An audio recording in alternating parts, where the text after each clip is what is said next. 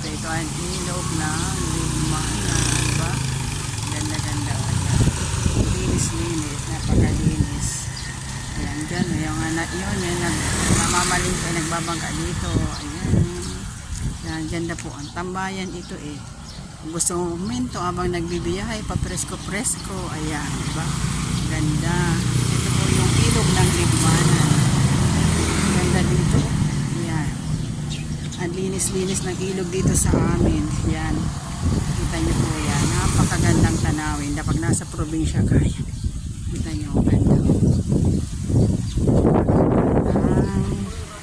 Ilog namin. Ito yung pinagmamalaki namin dito sa Ligmana. Napakalinis na kahit yung mga ano dito. Ang linis-linis na. Ayan. Yung mga kahoy dito. Ang lalaki na. Ayan. Diba? May recrap na rin yung mga ano namin na yun dito. Napakaganda ng ano, ayan, linis-linis ng ilog dito at walang mga plastic na mga lumulutang, mga basura, wala. Ito po. Ayan. Ayan, ito yung pinagmamalaki namin dahil ang linis na ng aming Ligmana. Yung bayan namin, napakaganda ng ilog lang po ito. Nakita nyo. Sa mga gilid may mga kahoy kaya ang ganda ng tambayan. Ayan po. Ay, maririnig nyo yung huni-huni ng ibon habang nakatambay ka dito. Ayan. Ayan, di ba may nagbabangka pa doon. Yung mga dito, pagtatawi dito, galing doon sa kabila.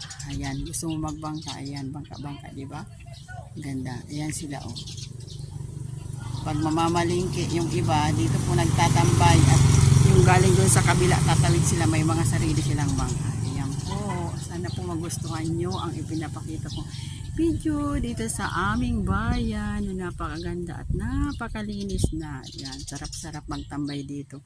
Kaya ako ay napahinto dito para mapakita sa inyo kung gaano kaganda sa amin ang view. Diba? Thank you for watching.